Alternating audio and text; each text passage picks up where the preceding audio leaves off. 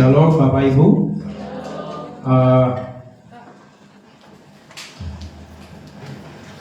Saya rindu kita pagi hari ini. Kita sama-sama fokus kepada Tuhan, kepada kebenaran firman Tuhan. Saya mengajak kita semua jemaat Tuhan untuk kita fokus.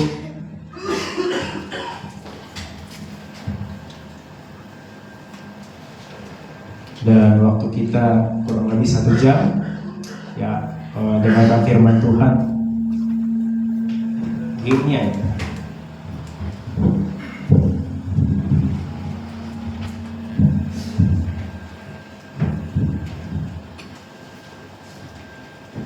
Baik. Kita fokus dan gadgetnya atau HP-nya di off-kan dulu supaya kita fokus kepada firman Tuhan. Kita sama-sama hormati kehadiran Tuhan di tempat ini. Haleluya, amin. Semangat? Baik Bapak Ibu yang terkasih dalam Tuhan, sekali lagi shalom. Kita sama-sama lihat kebenaran firman Tuhan. Dan pagi hari ini kita tema ketekunan yang membawa kemenangan. Ketekunan yang membawa kemenangan. Bapak Ibu yang terkasih dalam Tuhan, bagi berkat sedikit. Tiga minggu yang lalu kami kunjungan ke rumah sakit karena ada jemaat yang Pak Immanuel itu kecelakaan sehingga dia operasi, kakinya patah, dan di sini tulang di lengannya juga patah. Nah, waktu kami dengan Pak Syagian kunjungan sore hari di hari Minggu pas 3 minggu yang lalu, kami datang ke ruangan si Pak Immanuel ini. Tiba-tiba ada perawat menanyakan ke kami, "Bapak ini gak ada yang jaga. Bapak dari mana? Bapak dari mana?" Dipikirnya kami keluarga kami keluarga dari Pak Immanuel ini. Kami bilang kami dari gereja. Nah, salah satu ibu karena pintu kebuka, didengar kami dari gereja. Datang ibu ini, dia ke ruangannya. Nah, waktu itu saya keluar terus dipanggil-panggil kita "Pak, bisa nggak doakan suami saya?" Nah, ternyata suaminya ini adalah korban kapal ASL yang beberapa bulan yang lalu yang meledak. Marga Tobi. Bapak ini Marga Tobi, namanya Pak Ido, nama anaknya Ido. Nah, akhirnya kami datangin kami datangin ke kamarnya, ke ruangan 10. Jasmine 10. Nah, Pak Immanuel itu di Jasmine 3A. Nah, tapi seberang-seberangan lah Nah, waktu kami sampai ke sana, selama ini kan kita itu taunya dari berita dari medsos yang kapal ASL yang meledak itu, yang korban ada beberapa orang yang korban Nah, waktu itu kami saksikan ternyata memang luar biasa terbakarnya luar biasa Bapak itu, Pak Tobing ini, semuanya kakinya terbakar tapi mukanya udah lumayan masih diperban, udah 7 kali operasi udah 7 kali operasi. Nah, waktu banyaklah dia cerita tapi ngobrol seperti biasa banyak cerita. Bapak Ibu yang terkasih, saya juga diberkati oleh waktu ngobrol dengan beliau. Dikatakan seperti ini, "Saya ini harusnya sudah mati karena kapal itu meledak dan saya ada di situ. Anggotanya ada beberapa orang meninggal." Kalau yang terkenal itu salah satunya yang di medsos itu atau di media itu ada Sintua HKBP Mahanaim langsung meninggal di tempat gosong kan. Nah, harusnya saya ada di situ karena memang dia ada di situ. Dia subuh-subuh itu dia mengecek, karena itu anggotanya, dia mengecek anggotanya pekerjaannya jam 3 subuh itu. Dia udah selesai mengecek anggotanya karena mau handover di pagi harinya ke superintenden yang lain Maka dia 2 langkah habis ngecek dari anggotanya itu bekerja, itulah yang meledak itu. Nah, semuanya api di mana-mana, di depannya api, di belakang api. Karena harusnya kemana-mana, dan harusnya juga sama. Dia bilang saya harusnya udah sama gosong, mati. Tapi Tuhan berikan saya kesempatan yang kedua. Bapak Ibu yang terkasih dalam Tuhan. Dan dia nangis waktu cerita itu, dia bilang, "Hanya satu amal yang saya sesali sampai hidup saya sampai saat ini." "Apa itu, Pak?" Dia bilang seperti ini, Yang saya sesali adalah saya sudah bertahun-tahun tidak pernah beribadah. Kenapa Bapak? Dia bilang, saya gak beribadah bukan karena gak ada waktu, tapi karena hitung-hitungannya. Di hari Minggu itu besar, uangnya begitu besar. Kalau dia masuk di hari Minggu itu kan, itu tanggal merah dianggapnya kan, kali sekian overtime-nya. Akhirnya memang lumayan besar dapat, dan kelihatan uangnya, kelihatan hartanya. Tapi waktu saya alami ini, dia bilang, itulah yang saya sesali sampai hari ini hidup saya.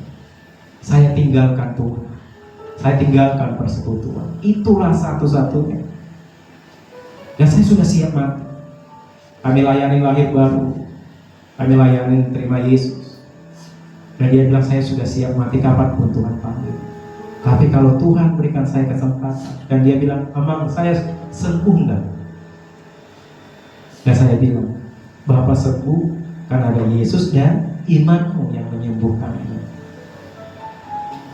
Bapak Ibu yang terkasih dalam Tuhan, saya terenyuh, dan saya juga dalam hati saya, oh iya, titik terendahnya manusia, dia butuh yang lebih kuat, yang lebih berkuasa, yang lebih besar, yang lebih dasar dari dia. Saya dan saudara sebagai anak-anak Tuhan, yang kita butuhkan adalah Yesus. Dia nangis cerita, saya tinggalkan Tuhan karena saya mencari uang. Uangnya ada banyak, tapi dengan kondisi ini, dia bilang saya butuh Tuhan Yesus. Dan saya bilang, ya. Dan dia bilang, nanti Amang, kalau saya sembuh, saya akan datang beribadah. Dan saya akan undang. Ya, amin. Bapak Ibu yang terkasih ya. Dan dia bilang, saya akan undang orang Amang datang berdua di rumah saya. Dan nanti saya akan datang ke tempat orang Amang beribadah. Dan terakhir kemarin Pak Alfred yang kunjungan ke sana di hari Jumat ya. Hari Rabu ya. Ya, Selasa ya. Terakhir Selasa ke sana kunjungan Pak Alfred ke sana sendiri ya. Sendiri kan. Dia juga hal yang sama dia ceritakan. Nanti Amang kalau saya sembuh, saya akan beribadah di tempat kami. Bapak Ibu yang terkasih, kami nggak mengenal siapa beliau. Pak Alfred nggak mengenal, Pak Siaga nggak mengenal. Tapi waktu dia istrinya datang, dia bilang, Pak, bisa nggak didoakan suami saya? Ada kasih, ada belas kasih. Dan kami doakan.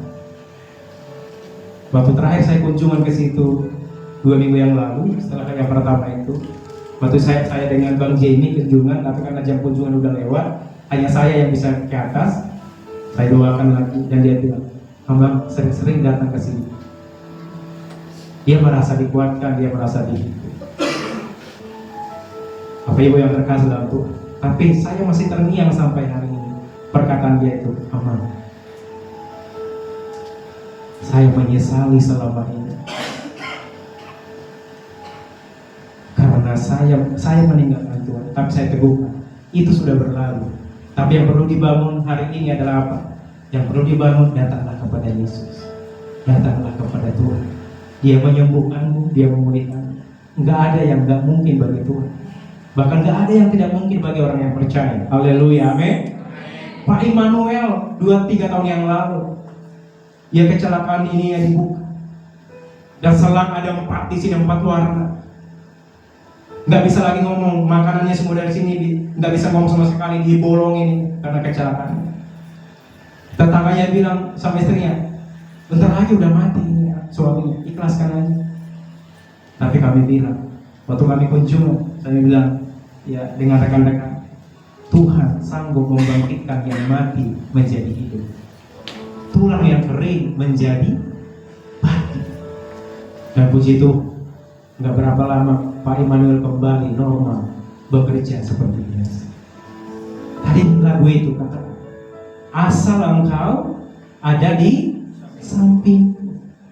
Masalah boleh ada, persoalan boleh ada, tantangan boleh ada, tapi sepanjang kita bersama dengan Yesus, kita dapat melewatinya. Haleluya, amin. Dan ada kesaksian, ada bohongan. Dan kita percaya Tuhan sempurnakan pemulihan-Mu. Nggak ada yang mustahil buat Tuhan. Dan kebetulan hari ini ketekunan yang membawa kemenangan. Tapi berbicara tentang apa? Ketekunan. Ketekunan itu bukan berbicara tentang sehari, 2 hari, 3 hari. Ketekunan memandang Yesus. Pak Tobing itu masih kesakitan sampai waktu saya terakhir kemarin. Nggak tahu waktu Pak Albert kesana ya, masih kesakitan nggak khususnya? Gak lagi, puji Tuhan. Waktu saya masih kesana, masih kesakitan, abang. Nah, abang udah datang dia, maksudnya udah datang sakitnya itu. Kalau udah datang itu, wah itu sakit kali karena kata dokternya karena hampir tubuhnya kebakar, jadinya itu respon dari tubuhnya terbakar itu, kulitnya itu ke ususnya, gitu ya, bereaksi. Nah, kalau itu udah sakit kesakitannya. Waktu itu doakan abang saya, doakan. Ya saya bilang, bisa nggak abang ini sembuh? Bisa. Bisa nggak saya sembuh? Bisa. Dan puji Tuhan, firman selalu saya share, ya disampaikan, dibagikan. Karena firman itu adalah kekuatan. Kita lihat firman Tuhan, Bapak Ibu yang terkasih. Ya, kita lihat 2 Timotius 2 ayat 3 dan 6.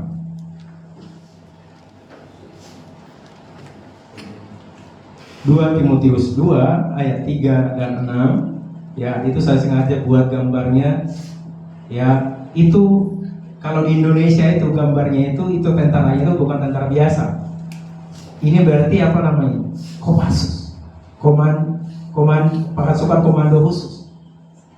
Ya, nggak sembarang Bapak Ibu. Saya dan saudara juga adalah Kopassusnya Tuhan. Haleluya, amin. Karena Tuhan menciptakan, memanggil saya dengan saudara bukan menjadi orang yang biasa-biasa. Saudara boleh menjadi orang yang biasa, tapi roh saudara yang luar biasa. Haleluya, amin. Bilang kiri kanannya, kamu bisa menjadi yang biasa, tapi roh yang luar biasa.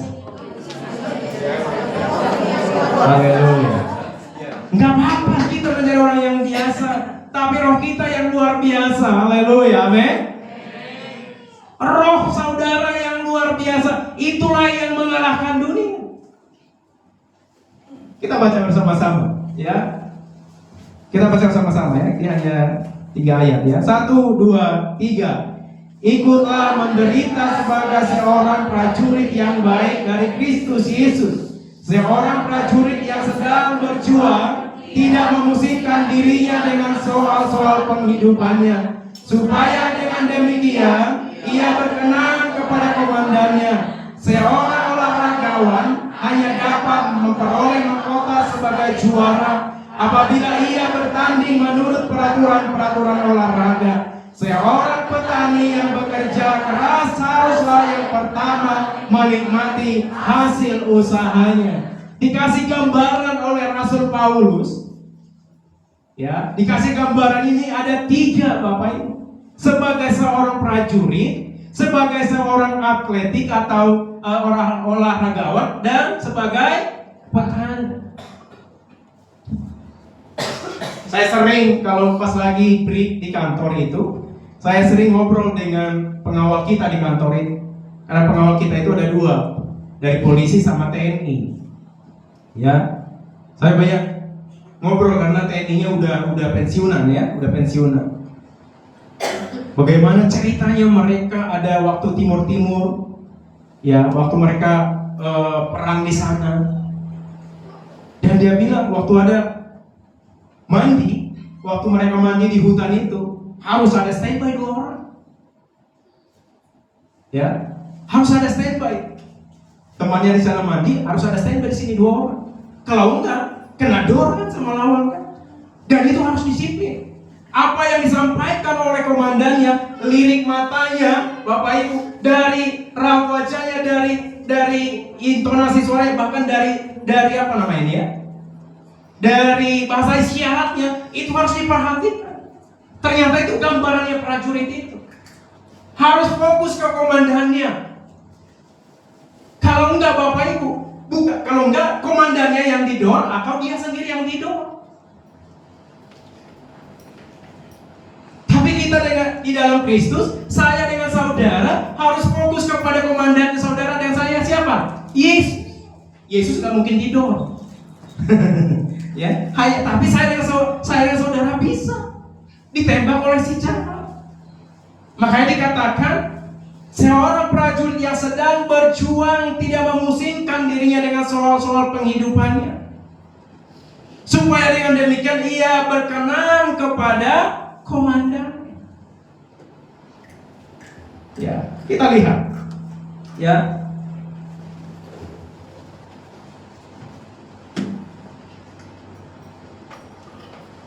Oke.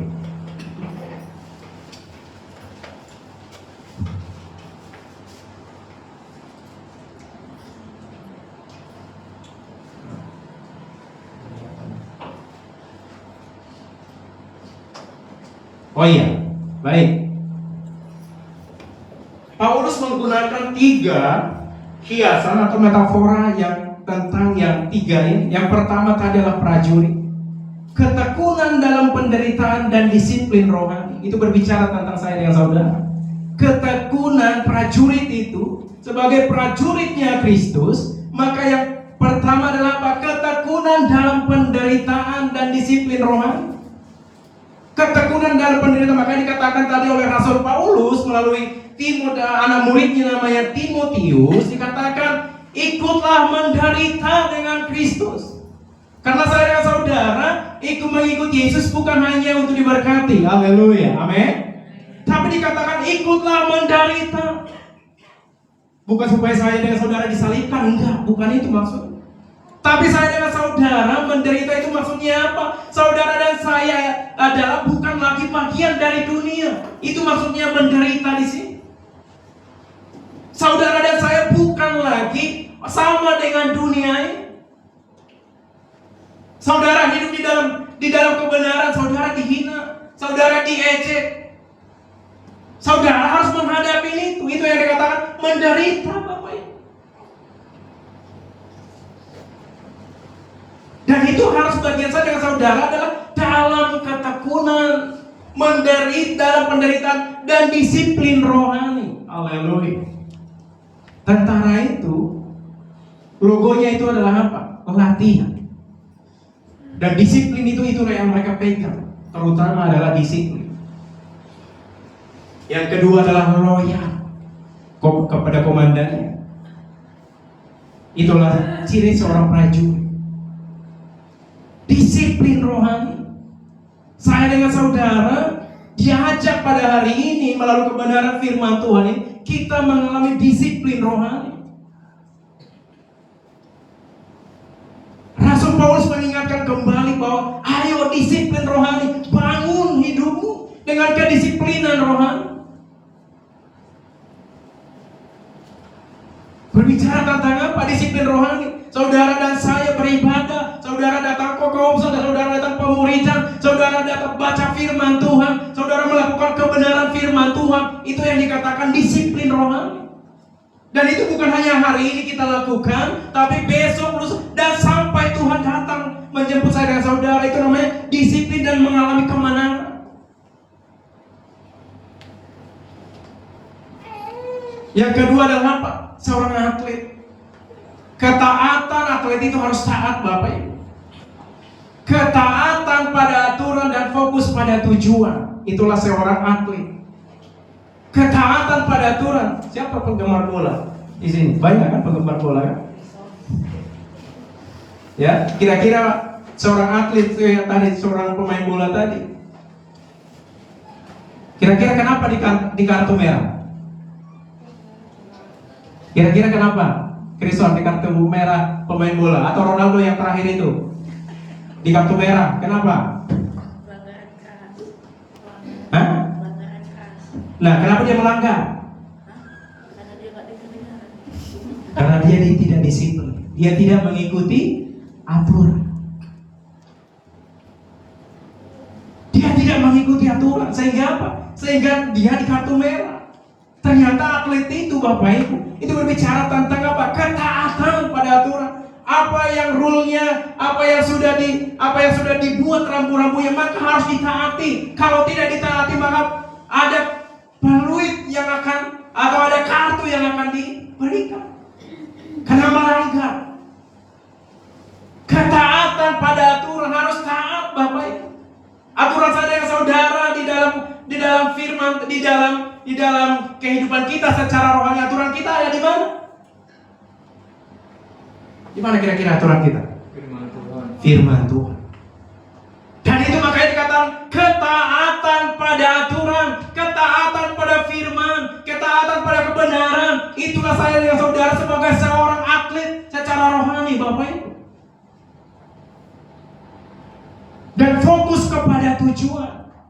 Haleluya. Kalau kita berbicara kepada tujuan Bapak Ibu, tujuan saya dengan saudara diberkati itu pasti. Tapi tujuan saya dan saudara bukan supaya diberkati, datang kepada Yesus, bukan. Itu sudah pasti. Tapi tujuan saya dan saudara, tujuan tertinggi hidup kita adalah menggenapi panggilan Tuhan atas hidup saya dan saudara. Saudara sebagai pelajar, menggenapi sebagai pelajar yang takut akan Tuhan. Sebagai pekerja, sebagai karyawan, menggenapi hidupmu di sana panggilan saudara. Bekerjalah dengan memberikan yang terbaik, menggenapi panggilan Tuhan atas hidup kita.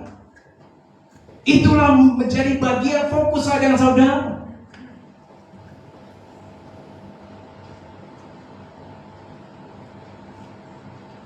Karena kadang kita batasi, ini sekuler, ini rohani. Padahal dasar dari sekuler juga adalah dasarnya harusnya rohani. Karena di gereja sama di luar harusnya harus sama. Haleluya, amin. Di gereja kudus, maka di luar juga kudus. Di gereja taat, maka di luar juga taat. Di gereja taat, maka di pekerjaan juga taat. Di gereja taat, maka di rumah tangga juga taat. Itu yang dikatakan fokus pada tujuan kita, panggilan Tuhan, melakukan kehendak Tuhan Yesus atas hidup kita di bumi. Itulah panggilan saya dengan saudara. Yang ketiga tadi adalah seorang petani.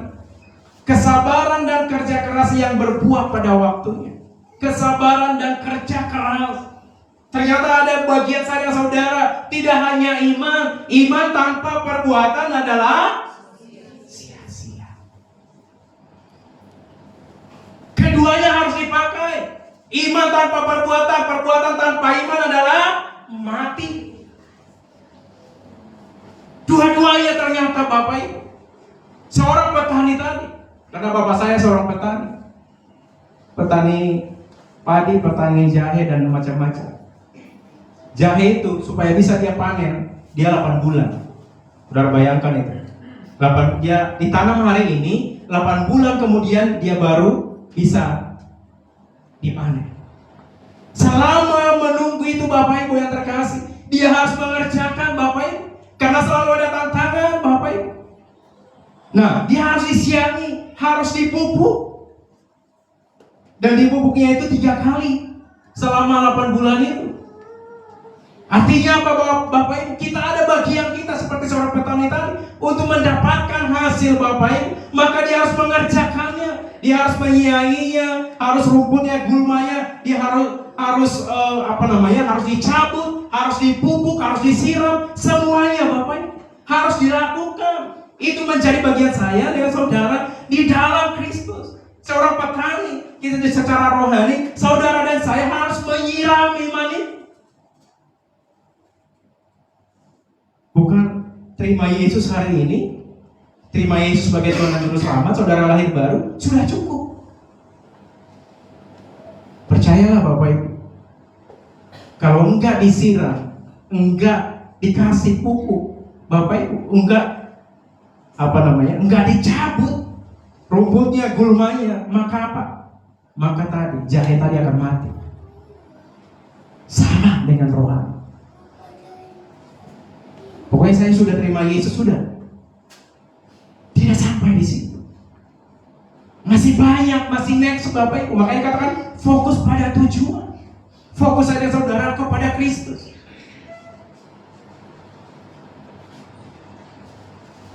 Ketahanan adalah bukti iman sejati. Saya dan saudara bertahan nggak dalam situasi keadaan yang membuat saya dan saudara tidak nyaman? Saudara bertahan nggak dalam pergumulan? Saudara bertahan nggak dalam kesesakan? Tidak ada prajurit yang menang dengan melarikan diri. Haleluya. Tidak ada seorang prajurit dikatakan menang di pertempuran kalau dia melarikan diri. Nggak ada. Kalau saya dengan saudara keluar dari Yesus, tidak ada namanya kemenangan. Bila kiri kanannya, tidak ada kemenangan di luar Yesus. Haleluya. Tidak ada kemenangan di luar Yesus. Nggak ada Bapak Ibu. Tidak ada. Seorang prajurit yang melarikan diri, itu sudah dianggap apa? Itu sudah dianggap mati sekalipun dia sudah masih hidup. Orang yang melarikan diri,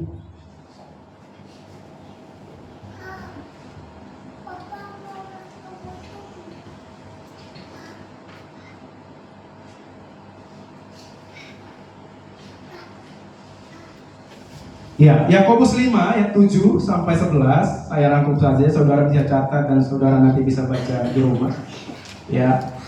Dia juga berbicara tentang Yakobus memberikan 3 teladan ya kepada saya dan saudara tentang ketekunan petani yang menunggu hasil buminya. Di ayat 7. Ya, tadi saya sudah sampaikan dia seorang petani ya yang menunggu hasilnya, maka dia harus ada dalam ketekunan. Dia harus melakukan bagiannya.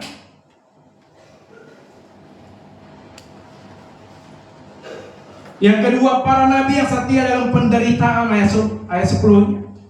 Bagaimana saudara sudah baca bagaimana latar belakangnya Saulus menjadi Paulus.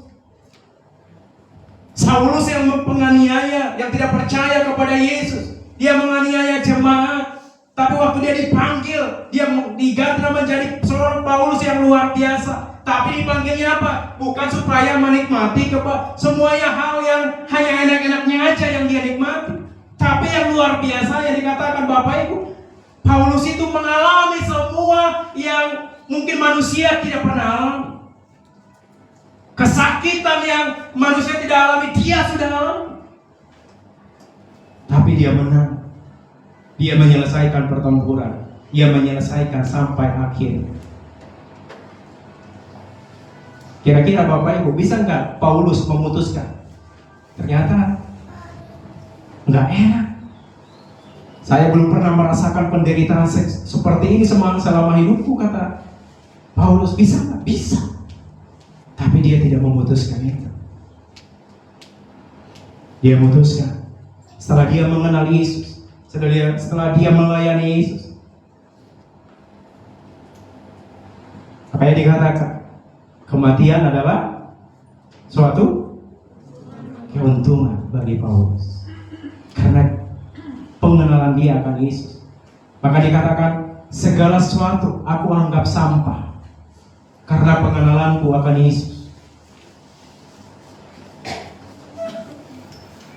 Yang ketiga, Ayub yang bertahan dalam penderitaan dan akhirnya melihat belas kasihan Tuhan. Haleluya. Bagaimana Ayub penderitaan, tapi dia tetap percaya. Bahkan istrinya sendiri, kutukilah Allah yang kau sembah itu, katanya. Bapak Ibu yang terkasih dalam Tuhan, waktu saya dan saudara mengenal Yesus, percaya kepada Yesus, dan terus sudah berjalan sampai sejauh ini bersama dengan Yesus, maka saudara lanjutkanlah itu sampai Yesus datang kali kedua buat saya dan saudara. Tidak ada kata undur. Ketekunan adalah iman yang diuji seiringnya waktu.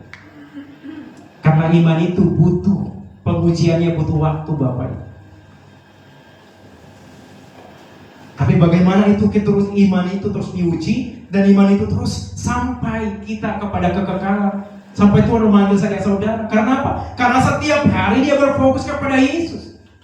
Kalau tanpa berfokus kepada Yesus, karena godaan selalu ada dari luar. Haleluya. Saudara dan saya keluar dari tempat tempat ini udah ada godaan di luar sana. Tapi bagaimana saya dan saudara tetap menang atas dunia tadi? Fokusnya kepada Yesus. Sama seperti prajurit tadi, fokusnya kepada komandannya. Apa yang diinstruksikan, apa yang disampaikan, apa yang dikatakan, maka itulah yang dia kerjakan, Bapak Ibu. Kalau tidak, Bapak Ibu, maka seorang prajurit tadi tinggal ditembak, mati. Sama saya dengan saudara. Fokus saya dengan saudara sampai kepada kekekalan, sehingga kita bisa sampai di penghujung. Kita menjadi finish, Bapak Ibu, kayak satu. Hari demi hari saya fokus dengan saudara kepada Yesus.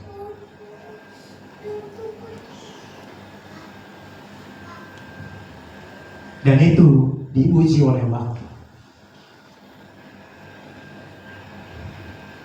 Saya berdoa supaya setiap kita, jemaat Tuhan, setia sampai akhir. Haleluya, amin. Setia sampai di penghujung. Karena bukan hari ini, tapi nanti.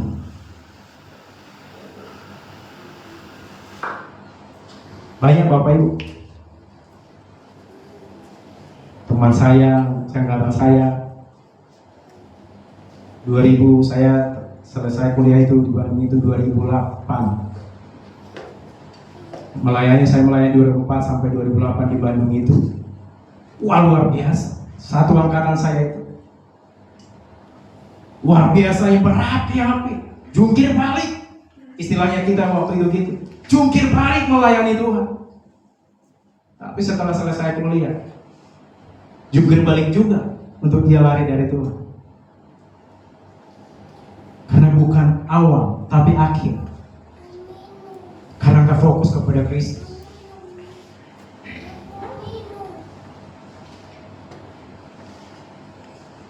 Kita lihat firman Tuhan, ya, kita lihat pembahasannya. Ya, yang pertama, Bapak Ibu, ketekunan, ya, berbicara tentang hipomone, ya.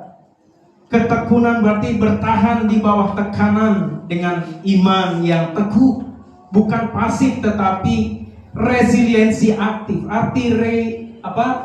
Resiliensi ini berbicara tentang kemampuan seseorang bangkit dari keterpurukan, bangkit dan bertahan menghadapi situasi keadaan yang genting sekalipun. Itu namanya resiliensi aktif. Kemampuan seseorang untuk bangkit, Bapak Ibu, dari kesulitan. Ketekunan bangkit. Karena ketekunan itu bukan pasif, bukan hanya diam, hanya berhenti, bukan itu ketekunan, tapi dia juga aktif, Bapak Ibu. Ketabahan rohani yang lahir dari pengharapan kepada Tuhan.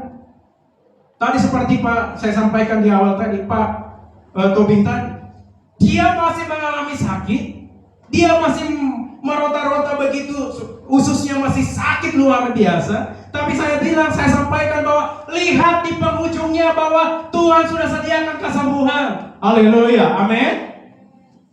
Perkatakan dengan firman Tuhan. Waktu itu saya bagikan Mazmur 118 ayat 4. Kalau salah ayat 4. Bukan 118, 80 ayat 4 ya. Ya, Mazmur 80 ayat 4 kalau nggak salah ya.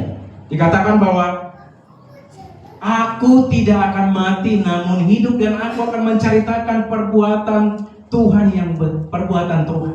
Saya sampaikan kepada beliau, perkatakan dengan roh, perkatakan dengan mulutmu. Aku tidak akan mati. Itu namanya declare, itu namanya perkataan iman, Bapak Ibu. Aku tidak akan mati, namun aku hidup dan aku menceritakan perbuatan Tuhan. Saya perkatakan terus itu. Perkatakan terus. Dan dia perkatakan, waktu saya yang terakhir kunjungan ke sana, Mazmur 118 ya? Iya, Mazmur 118 ayat 17. Ya. Saya perkatakan firman itu. Perkatakan.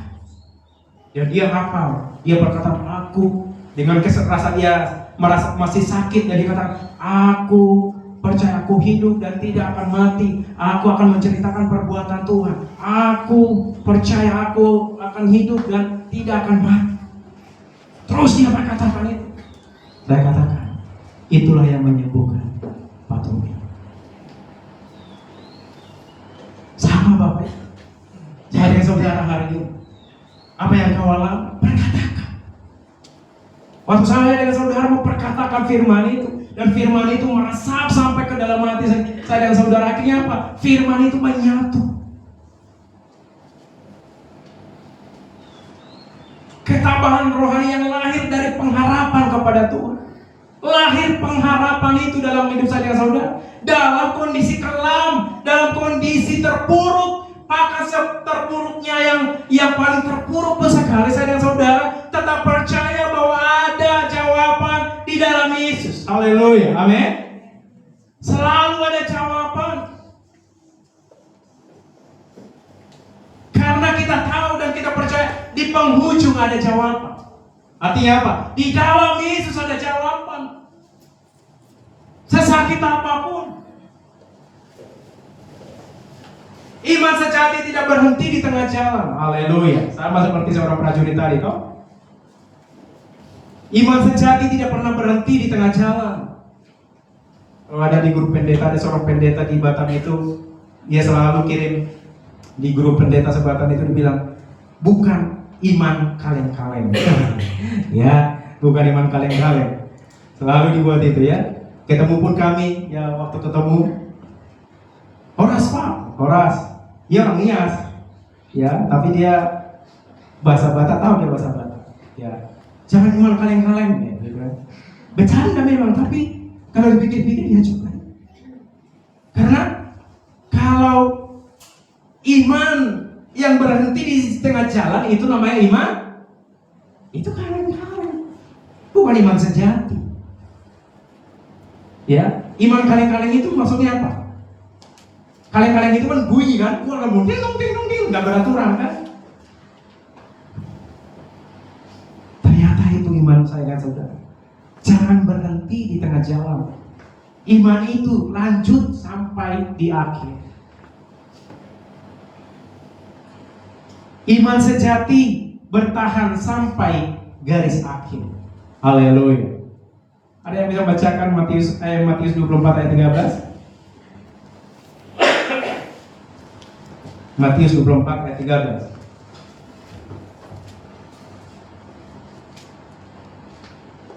Tetapi orang yang bertahan sampai pada kesudahannya akan selamat. Ya, siapa yang bertahan sampai kesudahannya, sampai di penghujung hidup saya dan saudara. Siapa yang bertahan, maksudnya yang bertahan di dalam Yesus, terus fokus kepada Yesus, terus hidup di dalam iman kepada Yesus, maka dikatakan dia akan selamat. Itu yang dikatakan iman sejati bertahan sampai garis akhir, bukan di pertengahan. Kalau di pertengahan tadi itu tidak menyelesaikan.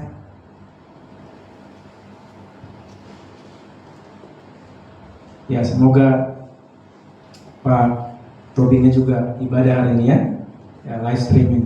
Karena tadi saya sampaikan ke Ibu Natalia ya, supaya dikirim live streamingnya, bisa ikut ibadah juga. Ya, Bapak Ibu yang terkasih dalam Tuhan, puji Tuhan, saya juga baru tahu ternyata nggak kesakitan lagi ya. Kemarin kunjungan Pak Alfred ya, puji Tuhan. Ya, waktu dikirim Pak Alfred di grup kami, dia bilang, udah segar wajahnya, berbeda dengan 3 minggu yang lalu. Karena di dalam Yesus itu wajahnya berbeda. Haleluya, amin. Isi kantong boleh yang ada, boleh nggak ada isinya, tapi senyum, sukacitanya tetap ada. Haleluya, amin. Amin, Pak Cao. Iya, puji Tuhan. Ya, amin. Semua kita. Ya, karena roh kita tidak dipengaruhi dari luar. Harusnya roh kita lah yang mempengaruhi keluar. Haleluya, amin. Ya. Karena roh yang ada di dalamku lebih besar daripada roh yang ada di dunia. Ya, makanya kalau ada di PT kerasukan, langsung Kristen maju. Sat! Jangan lari, jangan menjauh. Ya,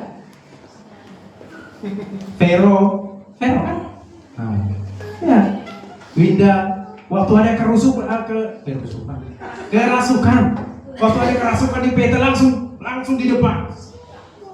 Bukan sok jago, bukan. Tapi kita punya otoritas. Haleluya, amin. Karena di muka kuning itu sering kan seperti itu. Nanti dipanggil dari luar yang nyembur lah segala macam. Jangan. Ada di situ yang punya otoritas. Ada di situ Yesus. Ada di dalam pelayan Yesus. Maka yang perlu apa? Aku datang dalam nama Yesus. Doakan. Iya. Kita harus praktekkan. Karena kita punya Tuhan yang luar biasa. Harus dipraktekkan. Roh yang ada di dalammu lebih besar daripada roh yang apapun yang ada di dunia ini. Itu Tuhan sudah beri. Haleluya. Waktu ada di kos-kosan yang keserupan, doakan. Ambil otoritas daripada Kristus. Aku punya otoritas di dalam wajah Yesus. Tak usah panggilkan orang. Datang ya Tan, nanti jam segini ya Tan. Tak usah. Karena Roh Kudus di dalam Tante Nora sama juga Roh Kudusnya di dalam Kristin dan teman-teman yang lain semua sama rohnya Bapak Ibu. Kadang kita aja yang tidak mengambil otoritas itu dan kita praktekkan otoritasnya. Mendoakan yang sakit juga sama. Kuasa di dalam saya, Roh Kudus di dalam Pak Albert itu sama di dalam kita. Gak ada bedanya Bapak Ibu. Yang penting apa? Iman itu sama. Yang naruh iman itu di dalam kita siapa? Yesus.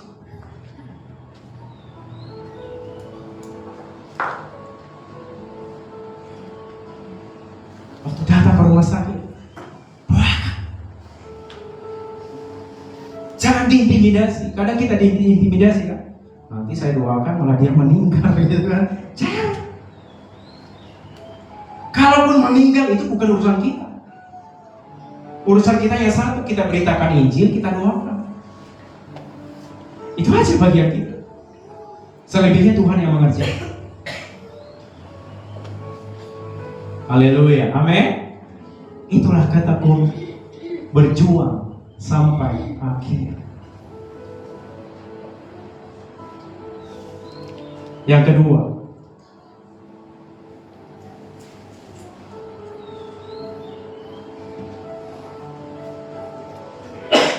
penderitaan atau menanggung.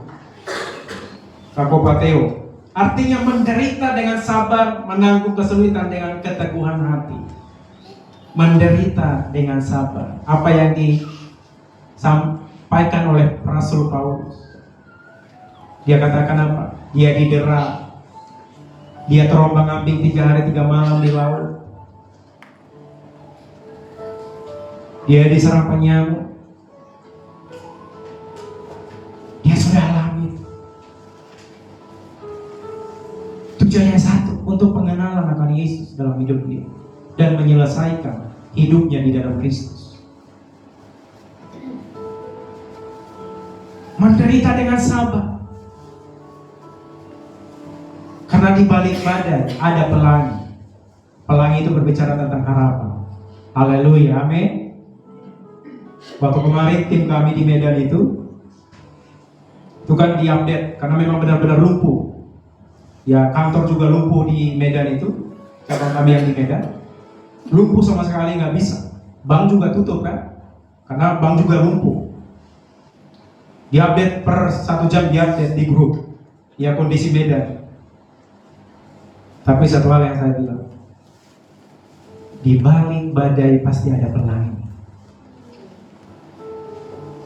Saya sampaikan ke teman-teman yang ada di Medan.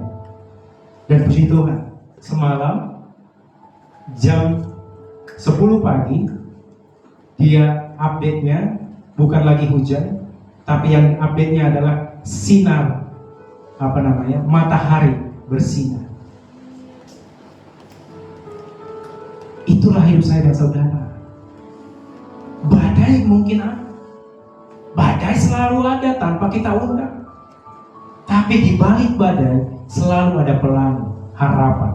Haleluya, amin. Selalu ada janji Tuhan yang menyertai. Sesulit apapun hari ini, semenderita apapun saja saudara hari ini, mari dengan sabar, dengan hati yang tertuju kepada Kristus tentunya. Menanggung kesulitan dengan keteguhan hati. Keteguhan hati itu berbicara bukan karena saudara kuat, bukan karena saudara bisa. Keteguhan hati berbicara karena saya dan saudara percaya dan berharap kepada Kristus. Karena Filipi 13 ayat 4 dikatakan, segala perkara dapat kutanggung di dalam Dia yang memberikan kekuatan kepadaku. Segala perkara, segala, mau badai, mau senang, mau susah, sesusah-susahnya apapun, segala udah disampaikan oleh firman Tuhan, dapat kutanggung, dapat saudara dan saya tanggung di dalam Yesus. Hanya di dalam Yesus. Di luar Yesus nggak bisa, Bapak Ibu. Makanya ada orang bunuh diri. Karena menanggungnya di luar Yesus. Menanggungnya bukan di dalam Yesus. Sudah penat, sudah nggak ada lagi, seolah-olah tidak ada jawaban. Memang benar di luar Yesus tidak ada jawaban. Hanya di dalam Yesus yang ada jawaban. Makanya dikatakan oleh Rasul Paulus bahwa segala perkara dapat kutanggung di dalam Yesus yang memberikan kekuatan kepadaku. Yang memberikan kekuatan itu siapa? Yesus. Wow.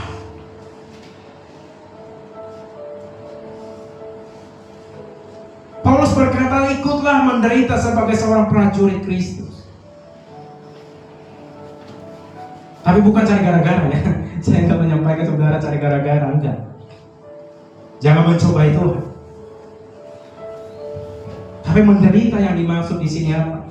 Saudara dan saya tidak lagi bagian dari dunia ini. Dunia menawarkan segala macam. Dia tawarkan. Dan saudara tolak. Itu namanya menderita bersama dengan Yesus.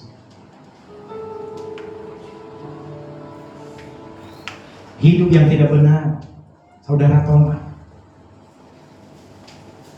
Bergaul dengan tidak benar, saudara tolak. Itu namanya ikut menderita. Karena menyangkal salib toh.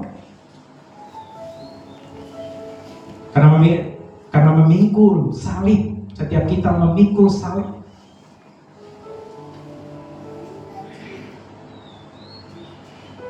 Seorang prajurit Kristus.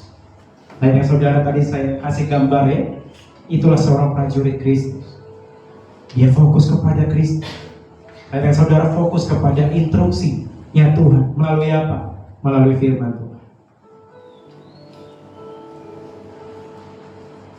Yang kedua, ini menunjukkan pada ketahanan batin yang muncul dari kasih kepada Kristus. Muncul apa? Karena kasih saudara kepada Kristus. Bukan sekedar ketegaran mental saudara, bukan karena kita kuat, bukan, tapi didasari karena apa? Kasih kepada Kristus.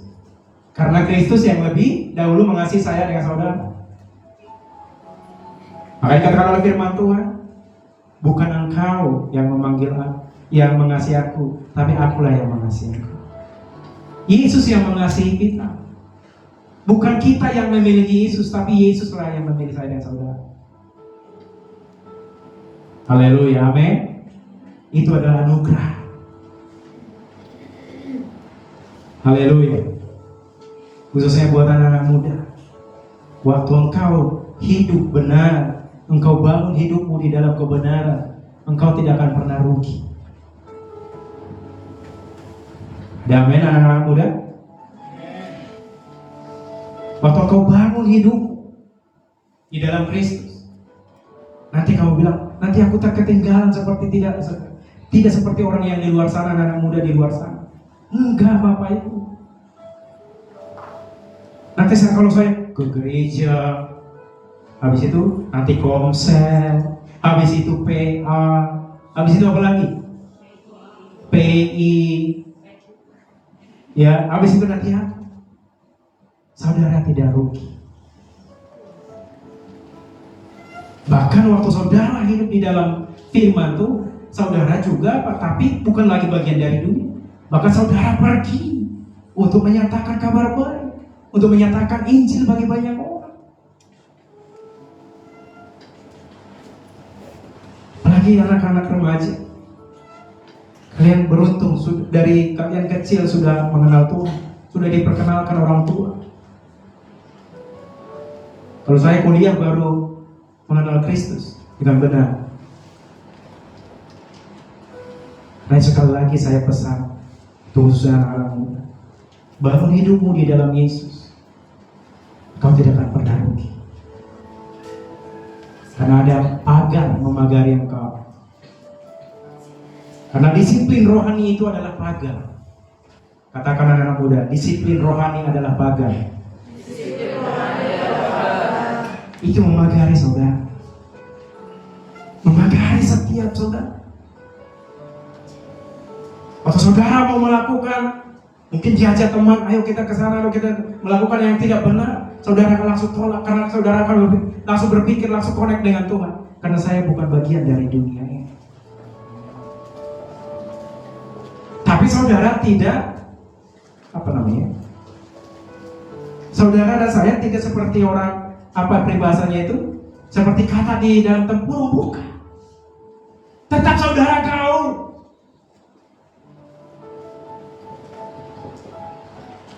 Tetap, Bapak Ibu. Belajar juga, mengembangkan potensi juga. Itu tadi yang disampaikan, aktif. Iman itu aktif. Jangan juga saudara bergaul dengan teman di kantor atau di perusahaan, mereka sedang membicarakan yang terjadi, saudara, maksudnya apa ya? Jangan juga.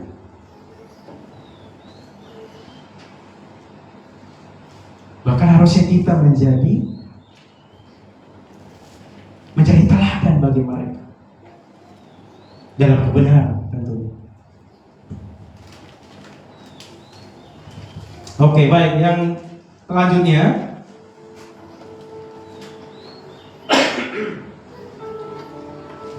prajurit ya atau tentara stratiotes menggambarkan disiplin. Itu yang saya sampaikan tadi ya.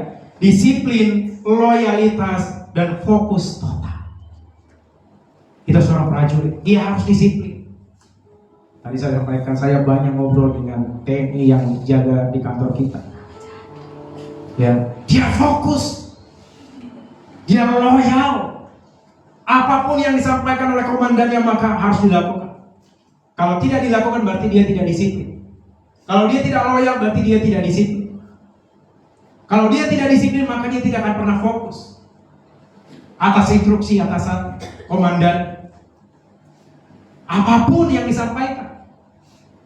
Dan itulah gambaran seorang prajurit. Dan itulah gambaran saya dengan saudara sebagai seorang prajurit ya Kristus. Fokus kepada Kristus. Apa instruksi daripada Tuhan? Apa yang disampaikan? Saudara baca firman Tuhan setiap hari. Makanya di tempat ini ada namanya bread. Di tempat ini ada pembacaan firman setiap hari. Kenapa itu dilakukan Bapak Ibu? Supaya saudara-saudara fokus kepada Kristus.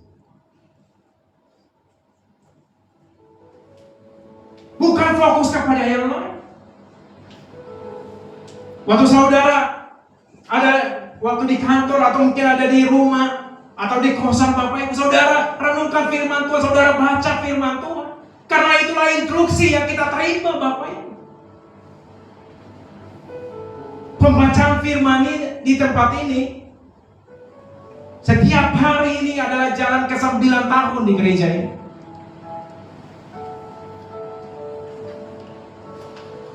Ini masuk ke tahun ke-9.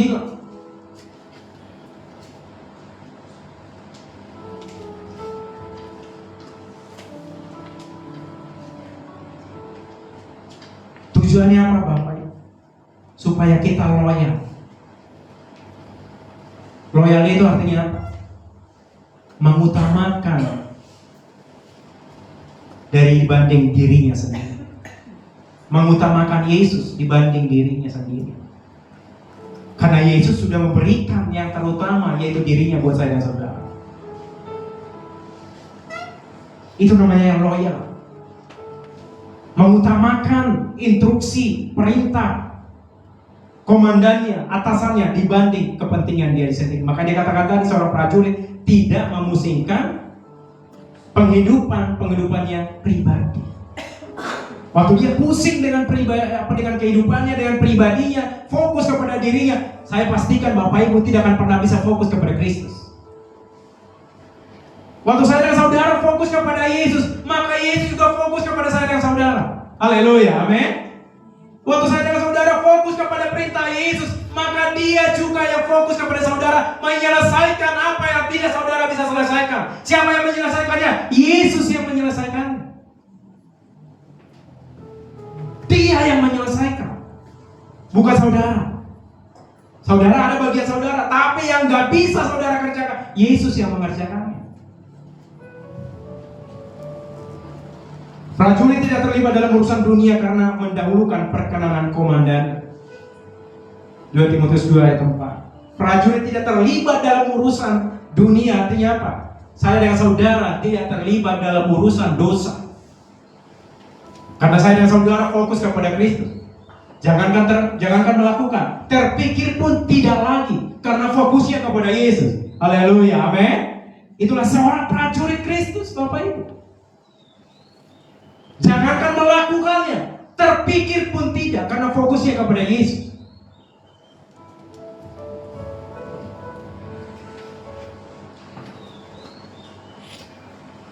Oke, saya agak cepat. Bersabar. Makrotumeo, menahan diri untuk tidak cepat marah. Ya, Bapak Ibu, ternyata tekanan di dalam medan pertempuran itu luar biasa.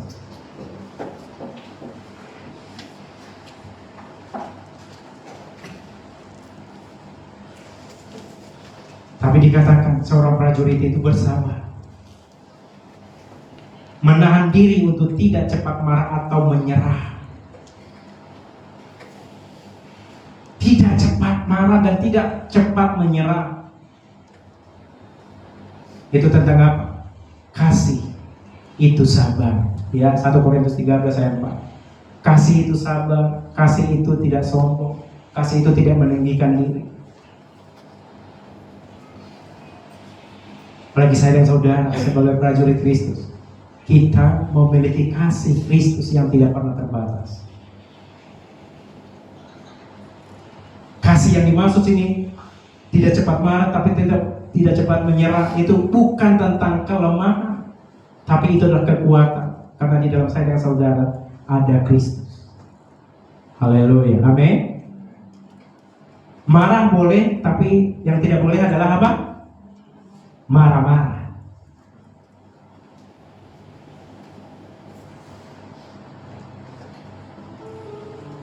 Tapi marahnya dikatakan jangan sampai matahari terbenam. Karena saya dan saudara punya kasih Kristus.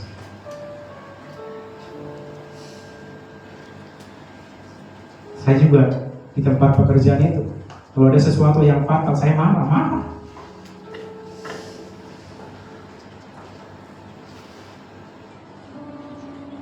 Pas lagi marah, pas lagi ada sesuatu memang kondisinya memang harus marah, nggak dosa. Bahkan yang paling mereka takuti itu kalau Pak Sendi marah. Di kantor itu gitu. Itu yang ditakuti, apalagi Pak Sendi sudah memanggil ke ruangan investigator. Itu tuh.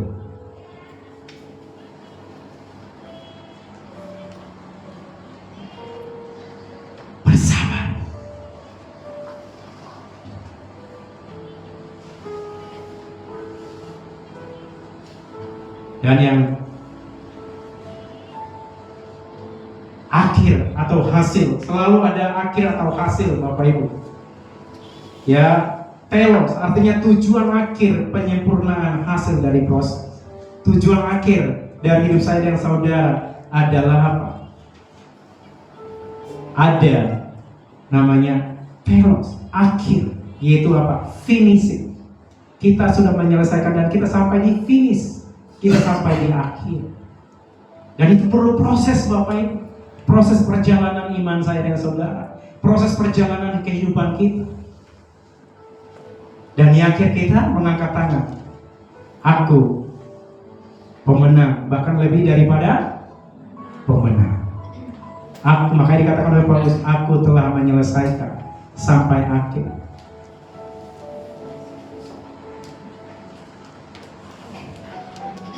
Sama dengan konteksnya Ayub ya, yang tadi Yakobus 5 ayat 11. Menunjukkan kemuliaan dan kemuliaan yang diberikan Allah setelah penderitaan. Kita tahu kisah Ayub, ia mengalami penderitaan sedemikian rupa. Tapi di akhir, ia mengalami Tuhan begitu luar biasa. Wah, itu luar biasa. Coba ada yang bacakan Yakobus 5 ayat 11. Satu ayat.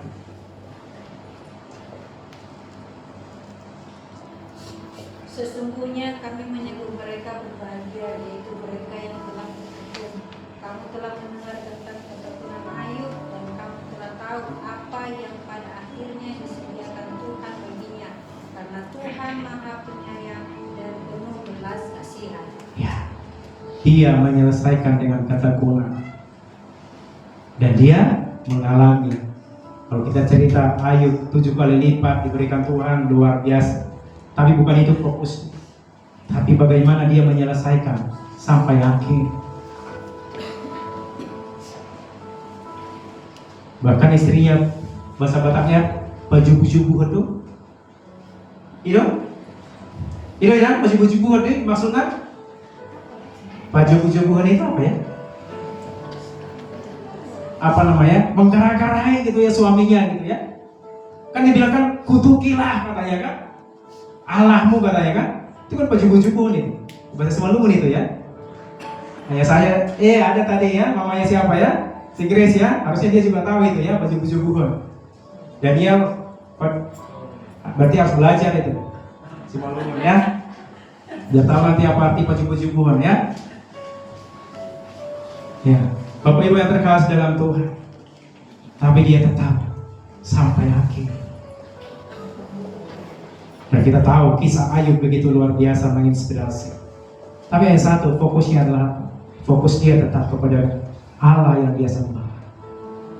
Fokus ada saudara kepada Kristus.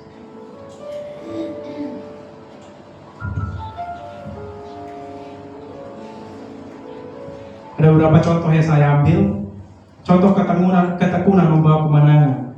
Yesus Kristus sendiri adalah teladan tertinggi ketekunan. Ia menanggung salib dan mengabaikan keinginan karena sukacita yang disediakan baginya. Ibrani 2:12 ayat 2. Ya, Yesus adalah sumber Bapak Ibu ketekunan bagi saya dan saudara. Teladan. Dia menyelesaikan panggilannya sampai mati di kayu salib. Itulah teladan. Yang kedua tadi Ayub. Tetap percaya di tengah kehilangan segalanya dan berkata, aku tahu penebusku hidup. Itu iman. Aku tahu penebusku hidup, kata Ayub. Ayub 19 ayat 25, nanti saudara bisa baca. Aku tahu penebusku hidup. Sekalipun semuanya hilang, sekalipun semuanya sirna, enggak ada lagi Bapak Ibu. Anaknya semuanya hilang, semua harta yang begitu kaya raya hilang semuanya. Tapi dia katakan, aku tahu penebusku hidup. Itu berbicara tentang deklar iman. Itu berbicara tentang mendeklarasikan imannya bahwa Tuhan yang pemilik segala sesuatunya dan Tuhan sanggup melakukan segala sesuatu.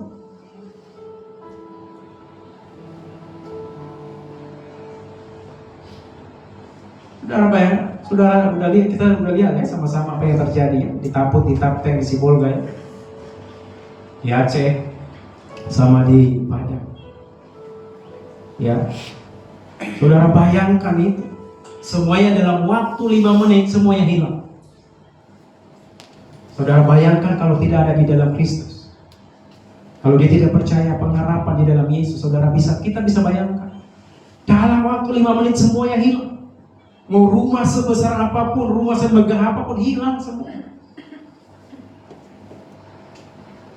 Tapi saya percaya waktu dia percaya ada di dalam Kristus, dia akan berkata, aku datang ke dunia ini dengan telanjang, maka aku juga pulang dengan telanjang. Artinya apa? Aku datang ke dunia ini tidak membawa apa-apa, dan aku juga akan pulang nanti ke Bapa di surga tidak membawa apa-apa. Itu berbicara tentang apa? Iman.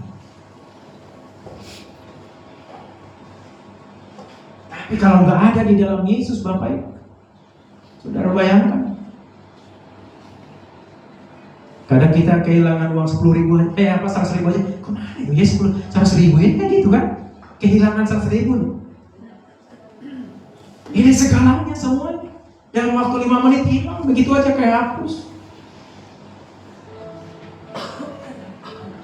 Yusuf menanggung pengkhianatan dan penjara, Bapak Ibu. Namun ketakutannya membawa penyelamatan bagi banyak jiwa. Kejadian 50 ayat 20 dikatakan, engkau mereka-rekakan yang jahat kepadaku, tapi Tuhan balikkan itu katanya untuk memelihara suatu bangsa. Apa kabarnya saudaranya? Mereka-rekakan yang jahat bagi dia, tapi dikatakan aku kesini untuk memelihara kamu dan suatu bangsa. Itu iman. Coba kalau dia nggak ada di dalam apa? Di dalam Allah yang disembah, di dalam Yesus, Bapak Ibu. Dia kenapa? Dia akan balas itu. Wah, apa yang kalian lakukan dulu? Kalian masukkan aku katanya ke dalam lubang sumur itu, kalian jual aku katanya, mau kalian bunuh aku katanya. Ini pembalasan ini. Tapi karena dia fokusnya kepada Kristus, itu dihapus.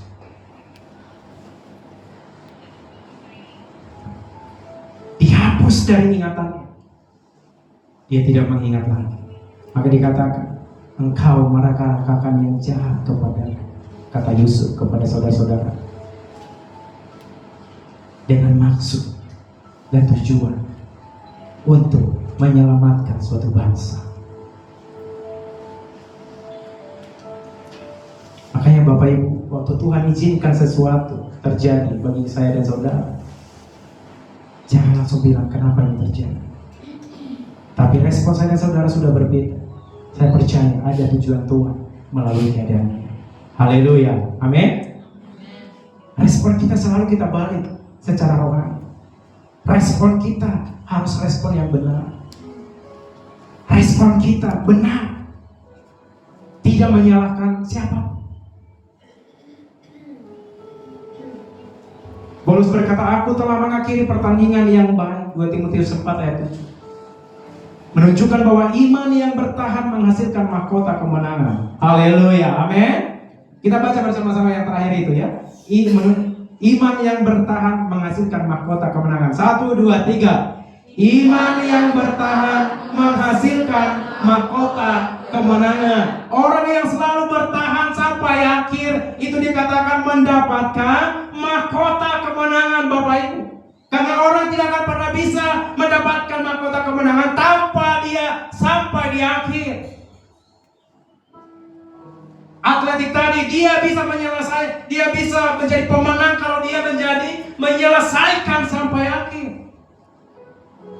Kalau dia tidak disiplin, Bapak Ibu, maka dia diskorsing, diskualifikasi, Bapak Ibu. Makanya apa? Disiplin rohani. Mari saya dengan saudara, jemaat Tuhan di tempat ini, mari bangun kita dengan disiplin rohani. Waktu ada komsel, saudara, saya rindu untuk datang ke komsel. Waktu ada ibadah, saya rindu untuk datang beribadah.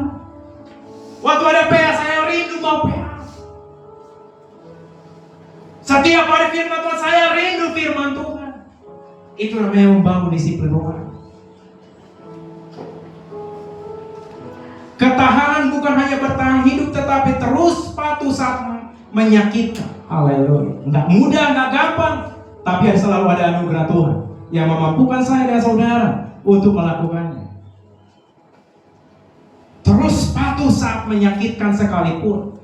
Terus patuh kepada firman Tuhan sekalipun dalam kondisi kepepet.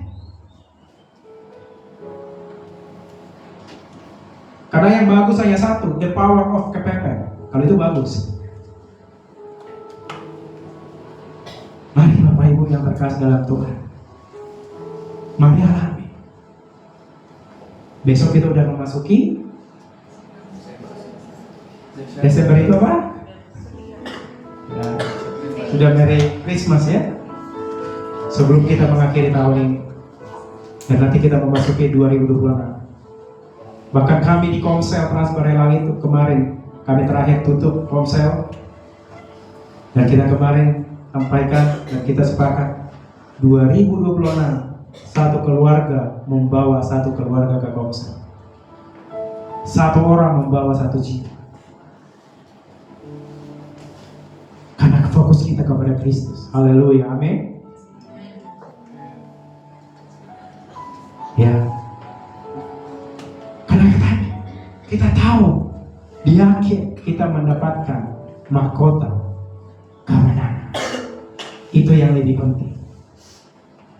Tapi kita fokus kepada Kristus. Dan yang terakhir,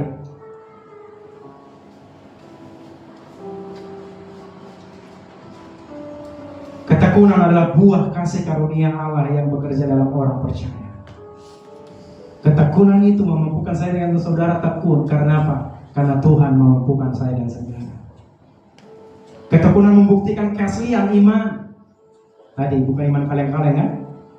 Tapi asli imannya. Percaya kepada Yesus dan mengerjakan iman itu sendiri. Ketekunan membuktikan keaslian iman. Kalau kita menyerah berarti apa? Seperti tadi, dia mundur dari pertempuran.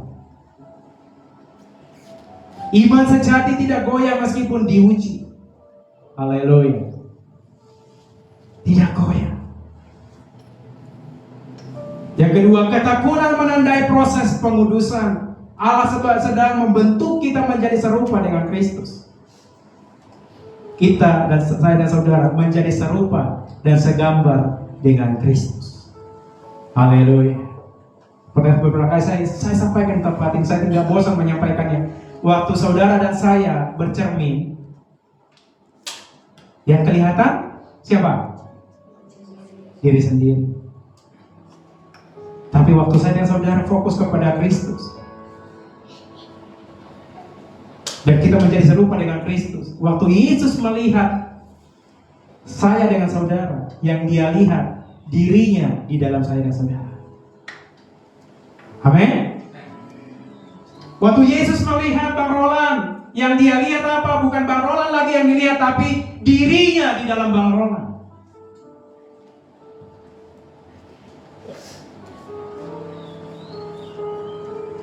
Waktu Yesus melihat Lina, yang dia lihat di dalam Lina bukan lagi Linanya, tapi yang dilihat dirinya di dalam Lina. Semua kita. Karena apa? Kita sudah menjadi segambar dan serupa dengan Kristus. Ketekunan berakar pada pengharapan. Ya, eskatologis ini berbicara tentang kedatangan Yesus kedua kalinya. Ya, itulah yang kita percaya. Itulah iman kita, bahwa Yesus akan datang kedua kalinya. Tapi waktu Yesus datang, kita nggak tahu kapan. Tapi sebelum Yesus datang kedua kalinya, tetaplah setia, tetaplah iman yang tadi, iman yang sejati. Milikilah iman itu sampai akhir. Mungkin waktu saudara umur 20 atau 30, nanti Yesus datang kedua kalinya, ya puji Tuhan. Tapi nanti umur saya dan saudara nanti sampai 70, sampai belum datang, ya puji Tuhan juga. Karena itu Bapak Ibu yang terkasih dalam Tuhan, tetaplah setia, tetaplah bertekun di dalam Kristus, tetaplah stay di dalam kebenaran, lakukanlah itu di dalam kehidupan saya dan saudara. Dan itu yang membawa kita terus mengalami kemenangan. Amin.